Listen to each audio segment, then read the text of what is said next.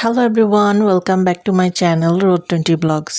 কিছুদিন আগে আমার আব্বু কয়েকটা কাঁচা পাকা আম এনেছিল।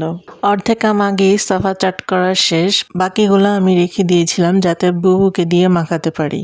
দেখতেই পাচ্ছ আমগুলা দেখতে বাঙ্গি কালার, মিষ্টি। বাঙ্গির নাম নিলাম তার মানে এই না যে আমার বাঙ্গি পছন্দ, আই ডোন্ট লাইক বাঙ্গি। যাই হোক, তারপর দেওয়া হলো মরিচের গুঁড়া, লবণ, বিট লবণ, আর আমার প্রিয় তেঁতুল, সরিষার তেল। আম্মু সরিষার ভর্তা বানিয়েছিল, সেখান থেকে একটু সরিষার ভর্তা আমরা চুরি করেছি, তার জন্য আই এম সরি আম্মু। তারপর আম্মুর ধুলাই খাওয়ার পর আমরা চুপচাপ বসে আম মাখানোর কাজে লেগে পড়লাম।